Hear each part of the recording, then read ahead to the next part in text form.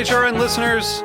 As we celebrate our 15th year, we are deepening our commitment to giving voice to the next generation of food systems storytellers, and we need your help. Our internship and fellowship programs help activate new possibilities for underrepresented and underestimated young people through experiential journalism, audio engineering, and production training. Through these unique programs, HRN helps food equity stewards build essential workforce readiness skills that expand their potential and foster economic mobility. Please consider supporting these critical programs. And with a minimum donation, you can be entered to win a dinner for two at an amazing restaurant in one of 8 cities and tickets to a concert at a great venue in one of those cities.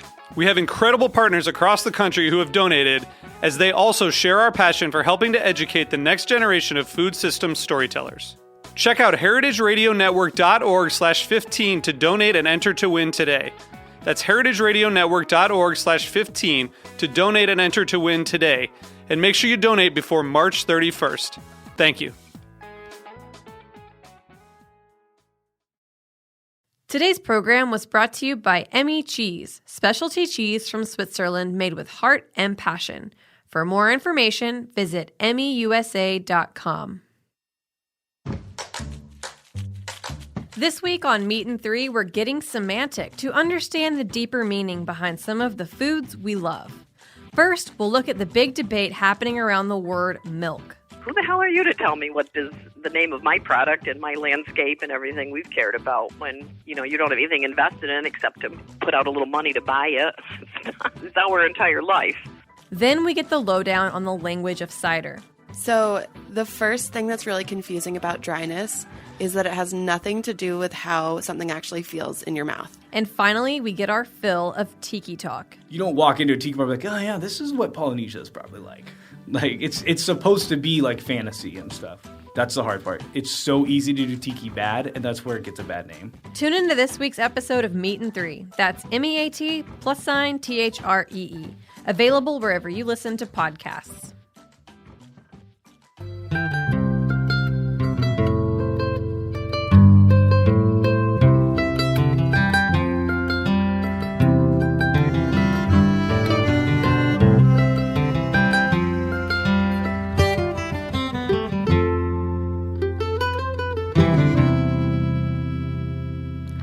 All right, hello. This is Lisa Held coming to you live from Roberta's in Bushwick, Brooklyn. And you're listening to The Farm Report, a Heritage Radio Network show about the people, processes, and policies that shape how food is produced today. On today's episode, we're going to be talking about a really important report that was just released by the Open Markets Institute. The report is called Food and Power, Addressing Monopolization in America's Food System. And I've got Claire Kellaway, one of the authors, on the line calling in from DC. Claire, welcome. Thanks for coming on. Hey, thanks so much for having me on. So this is going to be a pretty meaty episode. This is like a dense, serious report, right? Which I'm so into. Before we dive in, just really quickly, for those who haven't heard of it, can you just briefly explain what the Open Markets Institute is? Sure. So the Open Markets Institute is a relatively new think tank that focuses on issues of antitrust and monopoly power across the broader economy. We've done a lot of work on, say, monopolization in the tech sector is a good example. But there I focus specifically on issues of corporate power and growing consolidation in food and agriculture. Perfect. I didn't realize it was actually fairly new. That's interesting. Yeah, new as its own organization. Right. Okay. So normally I'd say, like, when we're talking about a report, I would want to just dive into what you found and the statistics. But I was looking at it this morning and I was thinking it might be better to start with why this all matters, because I think it's a big topic, and I want people to kind of hear these statistics and understand why it's even worth talking about. So from your perspective, why are corporate monopolies in the food system such a big problem? Like, what are the negative consequences? Mm-hmm.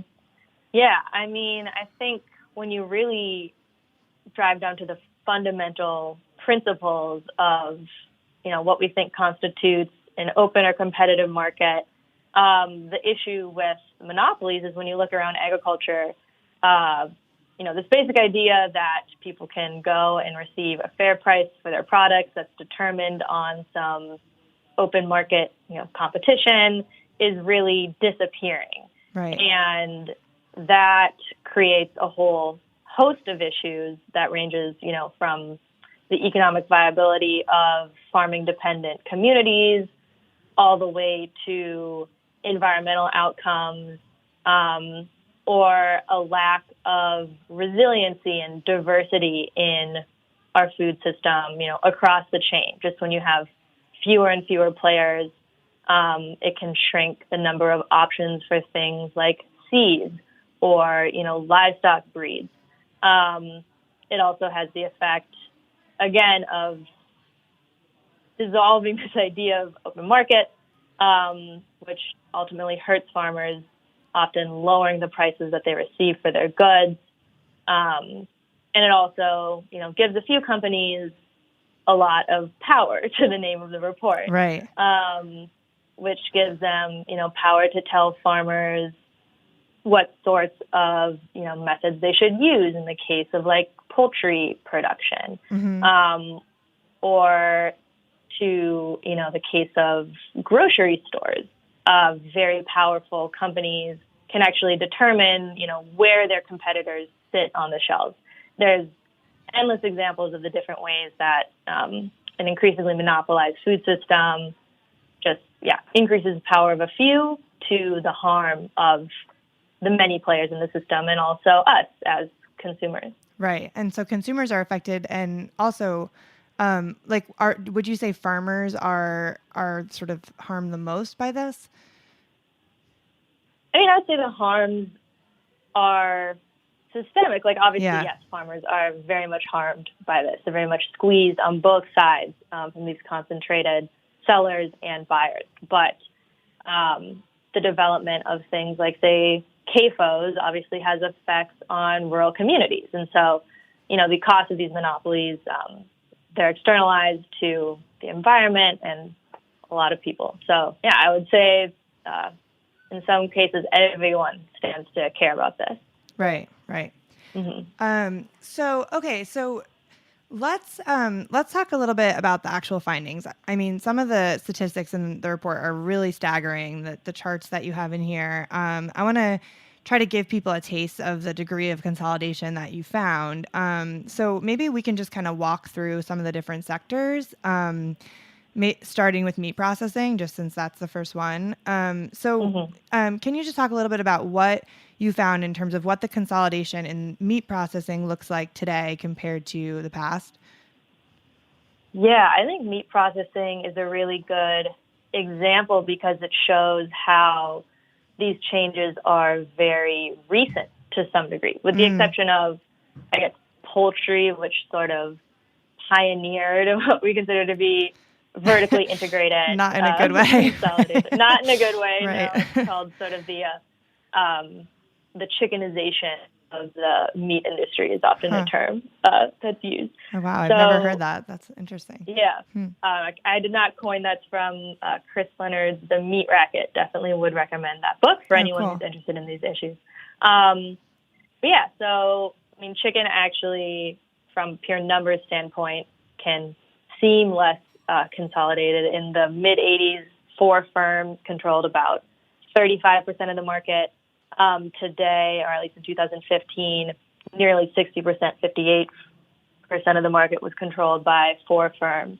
But you look at another sector, I think pork, again, really shows the dramatic changes that can happen in a short amount of time. In the mid-1990s, almost 90% of U.S. hogs were sold on competitive open cash markets. But today, that figure is less than 7%. And this change really happened over the course of essentially a decade. By 2001, more than 80% of hogs were controlled by large meat packers. So they're purchased through long-term contracts with farmers or through direct ownership. And the number of those large packers that are, offering these contracts also, contracted dramatically. So in 1976, the top four hog processing firms controlled about a third of the market. 2015, the top four control 70%. That's crazy. Yeah. Yeah, and so that's a really dramatic change. In the case of pork, is a lot of this consolidation driven by just the switch from smaller, like consolidation in these big companies is what we're talking about, right? Like a few companies controlling it. But did you find that is driven by the fact that we're moving away from these smaller farms to the larger hog operations, like CAFO system, and that allows bigger companies to control more of the market?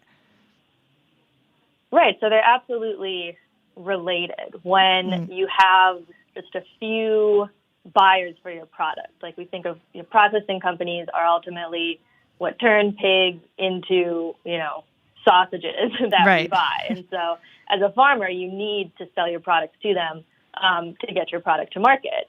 And when there's fewer of those buyers, they really begin to set the terms for buying and selling. And these large firms would tend to prefer to work with larger providers, right? And so because they're probably demanding like lower prices too, and exactly right, exactly. And so they're part and parcel. When you lose your market access, again, the loss of these sort of more open markets and toward the system in which these large processing firms contract with growers, then, the smaller players are the ones that tend to fall by the wayside, and the larger operations are the ones that are able to secure contracts with these large packing companies. And so, that's what we saw over the course of this shift from more competitive hog markets to ones that are predominantly contracted with large meat packers. We've lost 70% of U.S. hog farmers since the mid-'90s, and most of those are the smaller producers. Right. Yeah, that's, those numbers they're really just insane. What about beef? Was it similar in beef? Beef is interesting in that it is not vertically integrated in the way that poultry and pork are. So, up until quite recently, beef was a pretty good example of an industry where you had independent, ranchers selling to independent feedlots to fatten cows, who then sold to meat packers. But again, the meat packers in beef have gained pretty dramatic market share since the 80s. They now control top four control about 85% of the market. We're beginning to see some contracting between large meat processors and large feedlots. So there's been a big loss in sort of small to medium size feedlots. And it hasn't, a lot of people, consider beef to be one of the last holdouts of there still being, some places where you can find cattle being sold on cash markets. But those markets are, shrinking every day. And the meat packers are getting more and more control over the supply chain and thus the competitive price of beef. And so that is sort of one that is, arguably already also lost, but not quite as fully integrated in the way that, the other two are. Got it.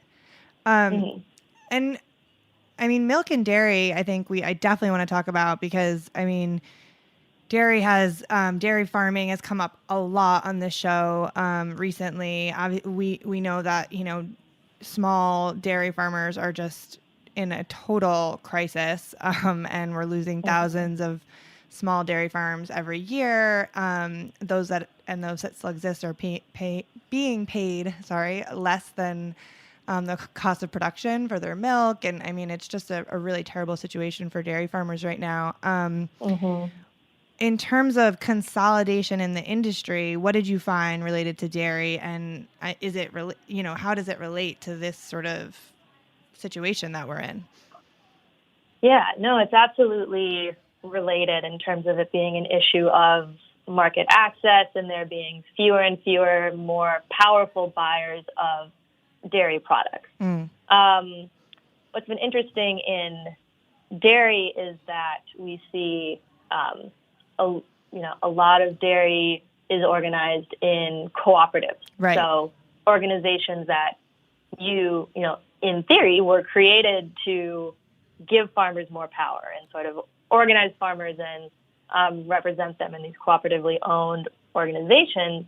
But in recent decades across the country, we've seen issues with some of the largest dairy co-ops making decisions that, are actively harming their members, or they have, conflict of interest because they own also things like a milk processor. And so the co-op then has an incentive to buy milk for less, and thus can, suppress the prices that they're giving farmers. There's actually been a few lawsuits in this area where we've seen large co-ops, especially Dairy Farmers of America, colluding with large milk processors like Dean Foods to, sort of collude to lower the prices that they're paying farmers. And again, this issue of consolidation being in many parts of the dairy market,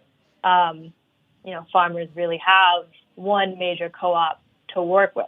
It's really, they don't have the option to shop around and find a better price for their milk. Right. And so, yes, it's absolutely the same forces of large buyers, shrinking markets, and suppressing prices for farmers. Yeah. And this example is crazy because of what you said about the co-ops were designed to give small farmers power, right, in the beginning. And then it's like that co-op then essentially just becomes the corporation over time that is then not representing its members. I mean, is there how are they manipulating the structure of the co-op? Like, I mean, maybe this is too much of a rabbit hole to go down, but I'm sort of like, how do they do that in a way that aren't there rules about how co-ops operate that should prevent this from happening? Maybe yeah. I mean, I think what we've seen is these large co-ops, right, exactly like you said, taking on more corporate structures and, not being as democratic in their decision-making. And thus, really having executives make decisions similar to any kind of corporation. Yeah. It's just, it's like sort of maddening that it's like designed in this way, in this one place, right? And then it just completely is it's serving the complete opposite goal that it was designed to serve. Right. Okay, so let's talk about one more aspect before we go to break. The farm inputs. I really want to get to this one because I think this is one area where I think people actually maybe think about consolidation more. They think about the same companies owning seeds, the same companies selling the seeds, the pesticides that are paired with those seeds, and so in terms of inputs. Was there a big change in consolidation, or has that sort of been pretty kind of the par for the course for a long time? No, there's absolutely been no, you're like, no, it's changed so much. I don't know if these stats are I think they are. Well, we could talk about mergers too. I mean, there's, I guess when you talk about, mergers is where, we think of these large corporations, like a company like Monsanto or a Dow DuPont, didn't just, naturally evolved to be as, dominant as they are. A lot of their growth has been from buying up smaller independent seed companies. I think Dow and DuPont before they merged. Right. It's right in the name, the merger. Yes, exactly. There's, for one part of it, several really concerning mega mergers in this space in just the past 2 years. But leading up to that point, there were, a ton of mergers that were really left unregulated. So Dow and DuPont, together purchased over 40 seed and agrochemical companies over the span of 2 years. Monsanto, which is now owned by Bayer, also has acquired more than 60 independent seed companies since the late 1980s. And so, yes, it's absolutely a product of, failed market regulations that these companies were allowed to acquire so many of their competitors, to the point today where we have really concerning mergers between some of the largest agrochemical providers, Bayer, and dominant firms like Monsanto that we've seen, even around 2015, they were called sort of the big six, the largest six seed and agrochemical companies, and that's, since shrunk to 4. And so it sort of seems like a unrelenting series of mergers that has really made an issue of consolidated power much, much worse. Right. Yeah, and I mean that I'm just looking at this one graph in the report right now, and it says the change in market share of the largest 4 global herbicide and pesticide firms in 2008 was 59%. In 2017, it's 84%. I mean that's close to 90. Like that's 80, more than 80%. That's a striking number. Right. And what's interesting about these charts is they can in some degree even underestimate the amount of market control that, say, one firm like Bayer, previously Monsanto, has, in the sense that a lot of these companies work together to cross-license different, chemicals or different seed traits. And so I think the stat is Monsanto sells the traits that Monsanto owns and then cross-licenses with other seed purveyors are found in 80% of all corn and soy seeds in the U.S. And so, yes, these issues are, you drill down to different sections of the market, and there are true monopolies to some degree that exist. Right, absolutely. Okay, so we need to take a quick break. When we come back, I want to talk to you a little bit about some of the solutions that you lay out in the report. We'll be right back. Okay.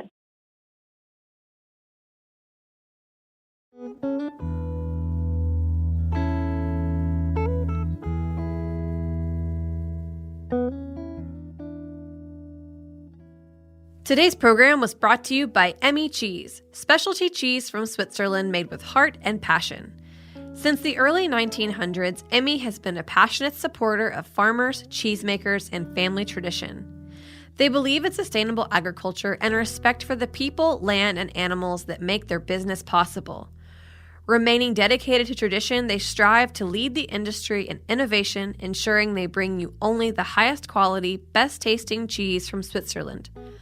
Emmy is best known for importing more than 80% of Swiss Gruyere into the United States, but that's not to overshadow their other specialty cheeses, including Kottbulk cave-aged cheeses, Appenzeller, Tête de Monde, and traditional Emmentaler.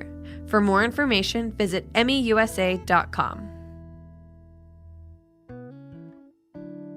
Are you enjoying this podcast? Heritage Radio Network has plenty more. My name is Sari Kamen. And I'm Leah Kurtz. And together we host Food Without Borders here on HRN. Immigrants make our food system vibrant, diverse, and delicious. Each week, we invite a guest to talk about how food connects them to their past as we explore what it's like to be an immigrant in the U.S. today. You can find Food Without Borders wherever you listen to podcasts and on heritageradionetwork.org.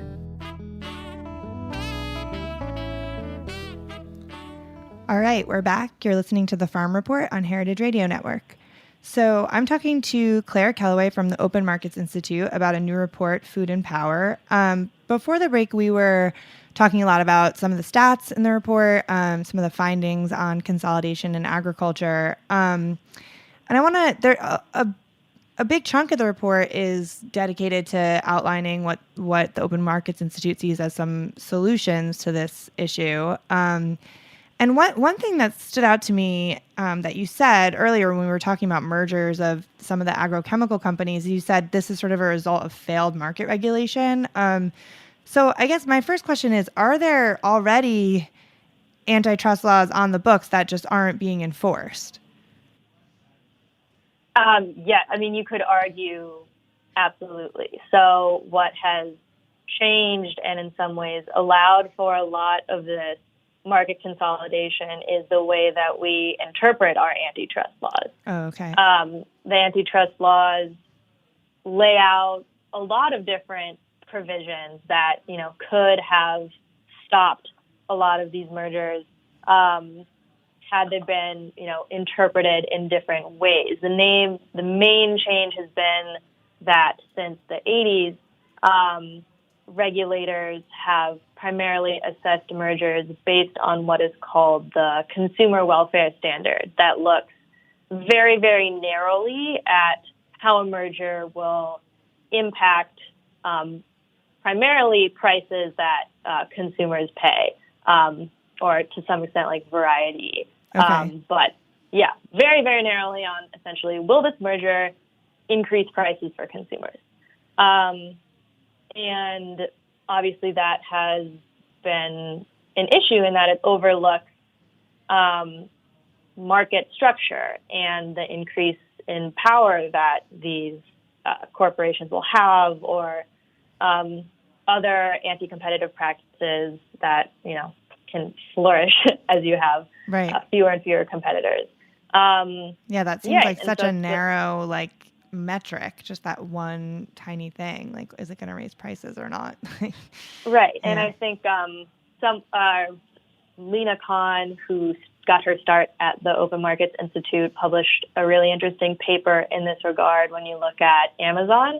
Amazon's a really good example of how the consumer welfare standard really misses what can become like a huge growth accumulation of market power, in the sense that Amazon actually is a loss leader. They lose money. They sell things at a loss, to expand their market share. And you could argue that a company like Walmart does very much the same thing.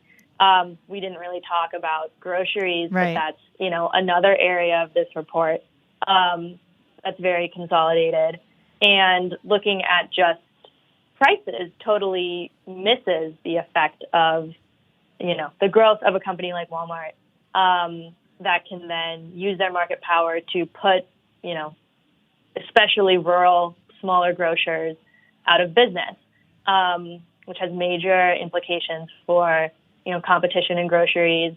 It also has major issues for sellers and workers who have fewer places to work, fewer places to sell their goods, and then manufacturers who are reliant on a corporation like Walmart are forced to cut their prices, and normally that comes out of workers' pockets. So all that is to say, focusing just on, the cost of goods misses a lot when we're assessing antitrust regulations. Right. So, so what does the Open Markets Institute see as a solution to this issue? Is it about changing the way that these antitrust laws are interpreted?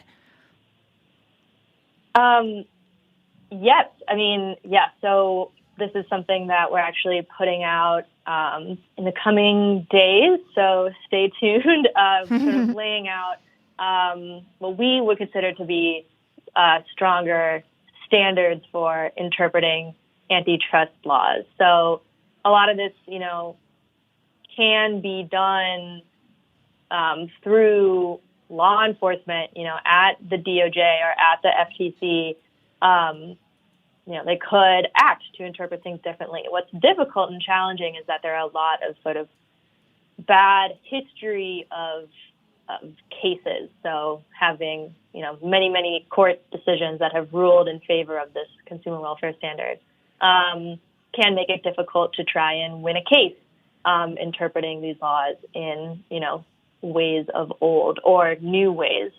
And so part of this, is also going to take different judges who have a different view of antitrust to begin ruling in a different way. And, I guess, should that, all those avenues not prove useful, Congress can also direct the courts and law enforcement to, interpret these laws differently. And so you could also have Congress pass something that says, you should interpret these laws in XYZ way. Interesting. I was going to ask you about that because, some legislators are actually talking about this. Especially, as sort of things are kicking off for the presidential election. It's far away, but it seems like everyone's talking about it already. But I saw Bernie Sanders and Elizabeth Warren have both said they want to crack down on consolidation in agriculture. Just this week, Bernie was in Iowa, and he said he not only backs a moratorium on mergers in agriculture, but we have to go further. We have to start breaking them up. And I'm wondering, do you feel like there is some political energy that may actually lead to changes, and can policymakers really make a big difference? Definitely it seems like there is a lot of talk, which is, it is exciting in terms of things like, tackling meatpacker consolidation. One of the laws on the books that we do have is the Packers and Stockyards Act, which I guess this isn't necessarily tied to, breaking them up, but in terms of regulating some of the worst anti-competitive practices in the meat industry. There has been talk very recently, about 10 years ago, when President Obama first came into office, about how do we set different rules within USDA to better regulate the meat industry. Ultimately, those rules were significantly watered down after they were introduced and then eventually passed at the very end of the administration. They're called the Fair Farmer Practices Rules, or GIPSA, is maybe how the media has referred to this whole process. And so that's a really good example of administrative action at sort of the USDA agency level that was sort of attempted. And so, there are definitely things that can be done, whether it's through executive agencies or through Congress. Well, there's another part to that story later, right? That then, I think I don't totally remember the details on this. You'll have to correct me, but I think Trump then reversed that, right, and moved GIPSA to another agency. Is that right? So there's sort of two parts of this. There is GIPSA itself, which is the Packers and Stockyards Administration, an agency within USDA, and then there's the GIPSA rule changes. And so the Trump administration has rolled back both. They withdrew the sort of interim final rules that would have made some changes to how the Packers and Stockyards Act is enforced, but then it also dissolved GIPSA, the agency, entirely and put its duties within agricultural marketing services. Right, which is it's very easy to dissolve an agency and shift its duties elsewhere, and I think it could be challenging to bring that agency back. And so it is a huge concern in terms of having an enforcer to protect ranchers from these, increasingly powerful companies. Right. Well, and that sort of example kind of really illustrates how much it does matter who's in power, how much things can change, right? Depending on who's calling the shots, because the sort of changed back and forth, right? Yeah. What about any other solutions we didn't talk about other than like, sort of interpreting these laws differently, or having policymakers, in Congress say that the laws should be enforced differently? Were there other solutions you wanted to talk about? Yeah, I mean, there's a few. So outside of the realm of, assessing mergers or outside the Packers and Stockyards Act, there's also different kinds of anti-competitive practices that could be cracked down on. I think an interesting one is the monopoly that equipment manufacturers have on repair markets. This is really interesting. Yeah. And I just saw a story recently on farmers who are fighting back in the sort of like right to repair movement, right? Yeah, exactly. This is an issue in farm equipment, but also it's interesting because it also unites like anyone who has a computer or a cell phone and wants to repair their tech. Right. But you have to go. Right. That's funny. That's actually a great like comparison, because everyone can understand that feeling of being like, oh my God, they make my iPhone to break and I have to keep bringing it in. Right. Right. Yeah. And it's a leveraging of things like the patent law. So saying, our software is patented, and so we don't want you to have access to it. But when tractors, cars, all different kinds of machinery are run by computers, you need to sort of hack into the A-frame to fix even really basic things that farmers were able to do before. And it creates, not just extra costs for, having either someone, tele come in or like physically come and fix your tractor, but it can also increase, time and create delays, which is really risky for farmers. And so, this ability to get access to the code to fix computer-based issues with farm equipment is really important. Yeah, that's a really interesting one. I'm pretty sure that it was a story on Civil Eats that was talking about the right to repair movement, if people are interested in reading more about that. Okay, so we have to wrap up, unfortunately. Before we go, Claire, where can people go to get the full report if they want to really dig further into it? Because like you said, we didn't even talk about, there's like grocery. There was, remind me, there's a couple other sections that we didn't even get to. Yeah, there's grocery. There's cafeteria operators. Oh, right. Yeah, so like the food service consolidation management. Of, right? Because of a niche, but definitely very important, as a lot of people are interested in farm to school, and there are some monopoly issues there that can hinder that movement. And then, interesting things like the checkoff programs that are supposed to promote, like the Got Milk program that all farmers pay into to advertise their products, that some of that money is actually being used to fund lobbying organizations of the largest meat packers and food processors. So, lots of things in there. And you can find it at the Open Markets Institute website, openmarketsinstitute.org, under our Market and Policy Reports section. Perfect. Thank you so much for being here and talking us through this important report. I really appreciate it. Yeah, thank you so much for having me. All right. And thank you all so much for listening to the Farm Report on Heritage Radio Network. If you enjoyed the conversation, please subscribe to the podcast, rate it, and share it. I'll see you next Wednesday.